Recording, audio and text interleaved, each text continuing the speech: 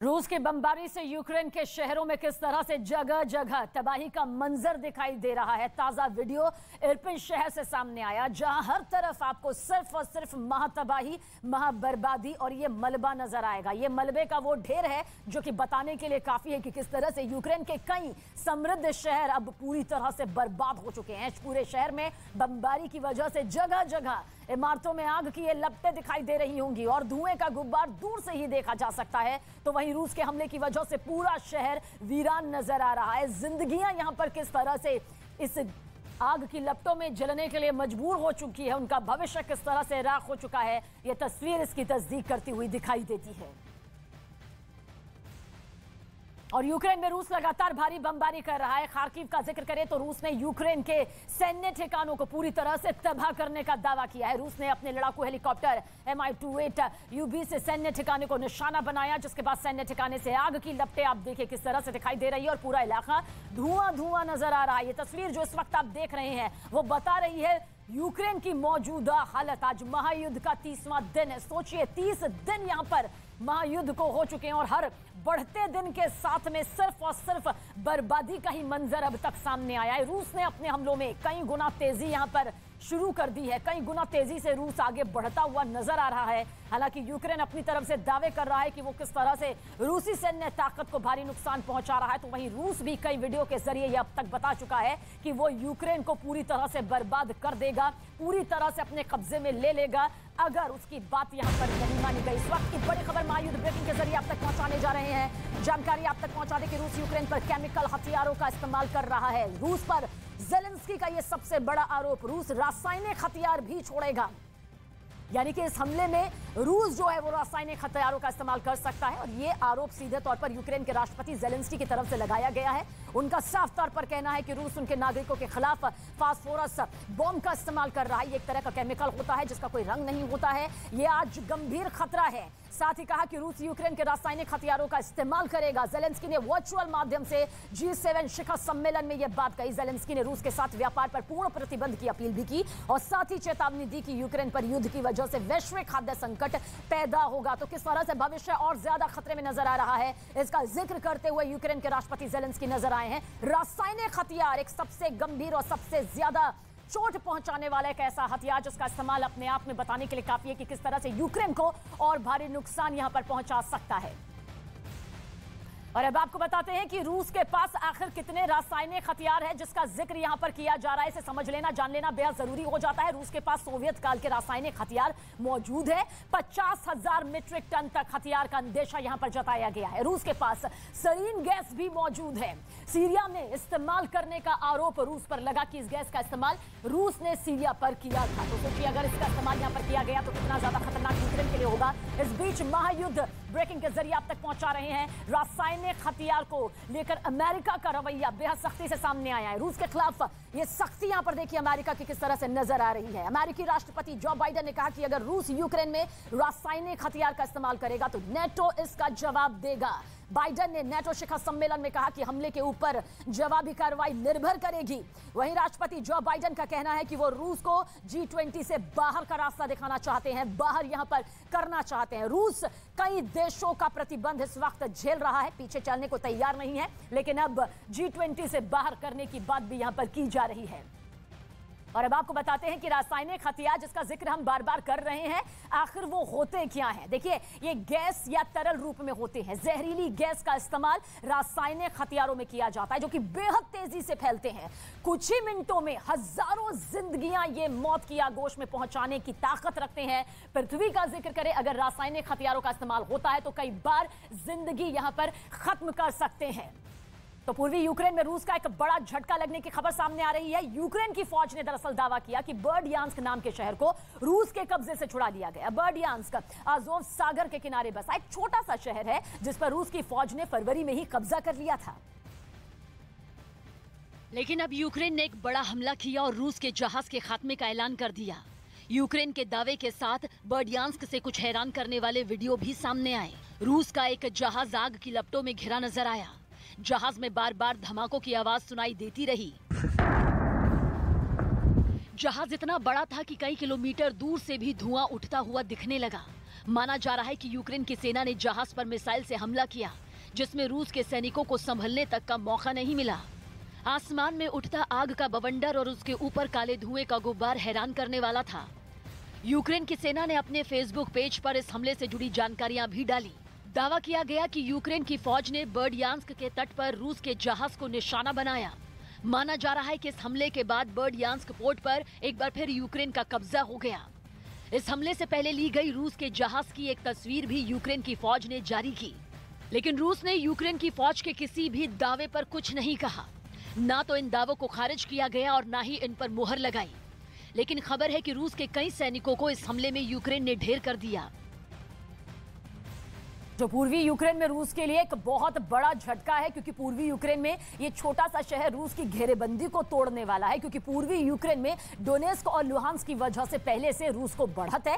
ये दोनों ही ऐसे राज्य हैं जिन पर रूस के समर्थन वाले विद्रोहियों का कब्जा है, और रूस के आक्रमण से महज 2 दिन पहले ही व्लादिमीर पुतिन ने इन दोनों राज्यों को आजाद देश का दर्जा दे दिया था आधिकारिक तौर पर। इन दोनों राज्यों में दक्षिण में, मतलब अगर नक्शे पर देखा जाए तो इन दोनों राज्यों के नीचे जहां अज़ोव सागर की सीमा लगती है, तो वहां केवल 2 ही पोर्ट हैं जो एक बहुत बड़े इलाके में कारोबार के लिहाज से बेहद खास हैं, बेहद अहम है। इनमें से एक है मारियुपोल और दूसरा है बर्डियांस्क, जिसका जिक्र हम कर रहे हैं। जबकि इन दोनों के बाद दक्षिण में है क्राइमिया, जहां साल 2014 में रूस का कब्जा है। मतलब ये कि अगर क्राइमिया और लुहांस्क के बीच बने इन 2 पोर्ट पर कब्जा किया जाए तो यूक्रेन का पूर्व और दक्षिण पूरी तरह से रूस की मुट्ठी में हो जाएगा। इसलिए पुतिन ने जंग शुरू होने के 3 दिन में ही बर्डियांस्क पर अपना कब्जा कर लिया था, और मारियुपोल में कब्जे की जंग तो अब तक जारी है, जिसे आज हर कोई देख रहा है, जिसका आज 30वां दिन है।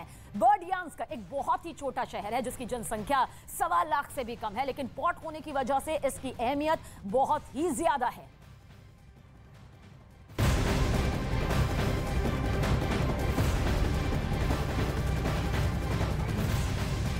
इस वक्त की बड़ी खबर हम आपको बता दें, यूक्रेन के राष्ट्रपति जेलेंस्की ने एक बार फिर से नेटो से सहायता मांगी है, सैन्य मदद यहां पर मांगी गई है। ये इस वक्त की सबसे बड़ी खबर है। यूक्रेन ने अपनी ताकत दिखाई है और ये कहा है कि वो सैन्य सहायता चाहते हैं। जेलेंस्की ने नेटो से ये मदद मांगी है ताकि उनकी सैन्य क्षमता बढ़ाई जा सके। पहले भी जेलेंस्की ऐसा कर चुके हैं, मदद मांग चुके हैं। इस वक्त की सबसे बड़ी खबर हम आपको बता रहे हैं, जेलेंस्की ने नेटो से मदद मांगी है, सैन्य सहायता मांगी है, और महीना हो चुका है युद्ध को। अगर यूक्रेन टिका हुआ है तो सिर्फ दूसरे देशों की मदद की वजह से। Не у найпотужнішому оборонному об'єднанні світу, не одна з 30 держав під парасолькою спільного захисту, під парасолькою 5 статті.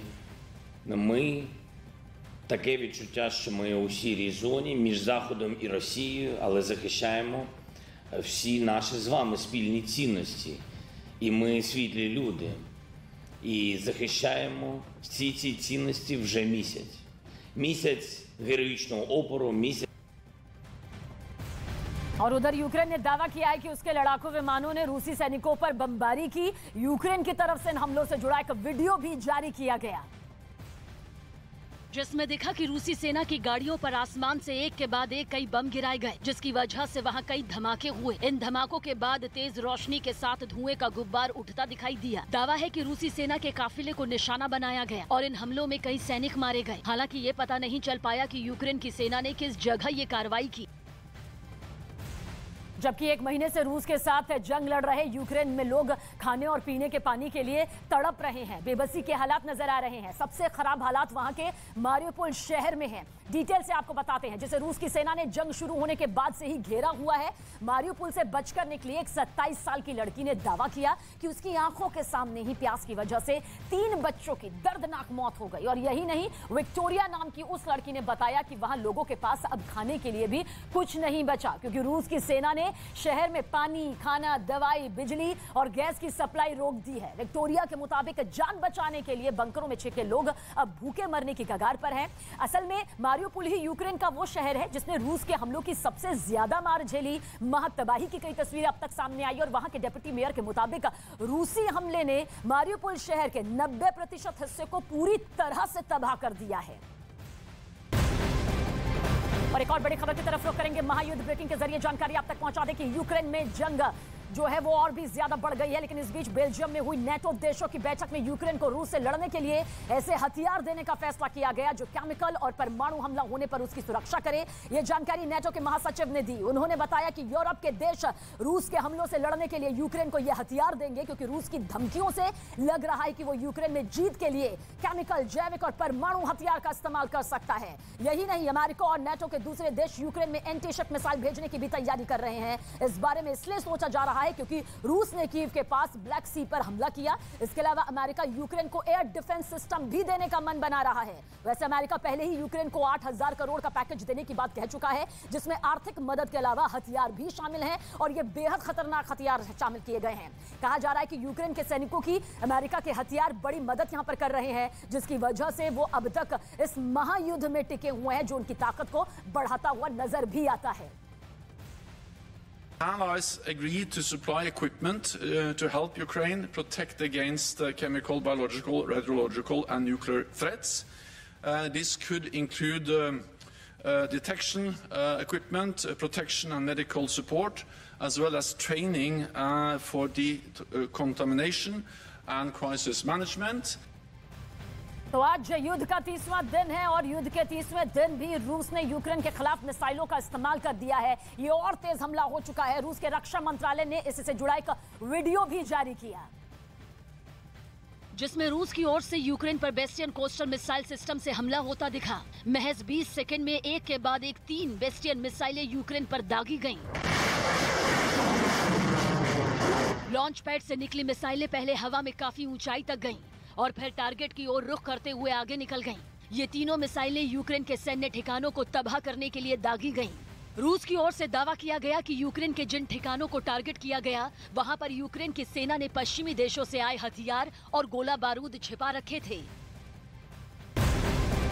महायुद्ध ब्रेकिंग के जरिए एक और बड़ी खबर आप तक पहुंचाने जा रहे हैं अमेरिका से जुड़ी, जहां जो बाइडेन की टाइगर टीम ने मोर्चा संभाल लिया है। ये टीम व्हाइट हाउस में बैठ रही है, जो खासतौर पर परमाणु हमले से निपटने की तैयारी में जुट गई। अब तक ये टीम छिपकर काम करती रही, गुप्त तरीके से, लेकिन अब इसके बारे में अमेरिकी मीडिया ने खुद दुनिया के सामने बात जाहिर कर दी है। इसने रूस पर अपनी अगली रणनीति भी तैयार कर ली। रूस की यूक्रेन पर परमाणु हमले की धमकी की वजह से इस टाइगर टीम के मायने बेहद खास हैं और अब ये पूरी तरह से अलर्ट मोड पर है, क्योंकि सभी को इस बात का खौफ है, आशंका है कि रूस परमाणु हमला यूक्रेन पर कर सकता है इस युद्ध को जीतने के लिए।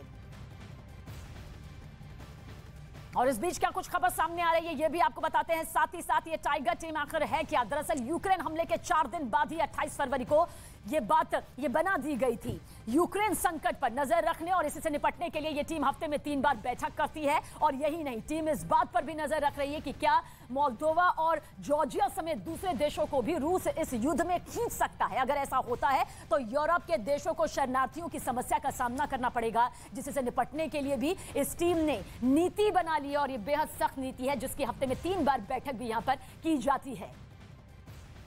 और उधर यूक्रेन की सेना ने एक वीडियो जारी कर रूस के टैंक को तबाह करने का दावा किया। हालांकि अभी यह पता नहीं चल पाया कि यह वीडियो किस इलाके का है, लेकिन इस वीडियो में जोरदार धमाका होता दिखाई दिया, जिसके बाद आग की ऊंची लपटें उठी और एक बड़े इलाके में फैल गईं। आग की लपटें कम होते ही आसमान की ओर काले धुएं का एक बड़ा गुब्बार उठता दिखा। यूक्रेन की तरफ से जारी इस वीडियो में दावा किया गया कि उसने ये हमला एक रूसी टैंक पर किया और इसके लिए उसने एंटी टैंक मिसाइल स्टुगना का इस्तेमाल किया। स्टुगना मिसाइल से किया गया ये हमला बेहद सटीक रहा और इसमें एक रूसी टैंक तबाह हो गया। और अब आपको बताते हैं कि अगर रूस यूक्रेन के ऊपर रासायनिक हथियार का इस्तेमाल करता है तो क्या होगा। केमिकल अटैक कितना तबाही मचाने वाला हथियार होता है, आपको बताते हैं। दरअसल अगर रासायनिक हथियार का इस्तेमाल किया गया तो इंसान के फेफड़े काम करना बंद कर देंगे। तड़प तड़प कर इंसानी जिंदगियों की दम घुटने की वजह से मौत हो जाएगी। इंसान के नर्वस सिस्टम को यह खत्म कर देता है। इतना खतरनाक ये रासायनिक हथियार होता है। और साथ ही त्वचा जो होती है वो बहुत आसानी से जलने लगती है, रोशनी भी चली जा सकती है। शरीर के लिए जानलेवा घाव जो है वो साफ तौर पर शरीर पर दिखाई देने लगते हैं। जबकि कीव में रूस ने यूक्रेन के एक S-300 एयर डिफेंस सिस्टम पर ड्रोन से हमला कर उसे नेस्तनाबूद करने का दावा किया। रूस के रक्षा मंत्रालय ने इससे जुड़ा एक वीडियो भी जारी किया, जिसमें रूस का ड्रोन यूक्रेन के सैन्य ठिकाने पर जबरदस्त बमबारी करता दिखा। रूस के इस हमले के बाद वहां तेज धमाका हुआ और काले धूल का एक बड़ा गुब्बार आसमान की ओर उठता दिखाई दिया। रूस ने दावा किया कि उसके इस हमले में यूक्रेन का एक एयर डिफेंस सिस्टम S-300 पूरी तरह से बर्बाद हो गया। इससे पहले रूस का ड्रोन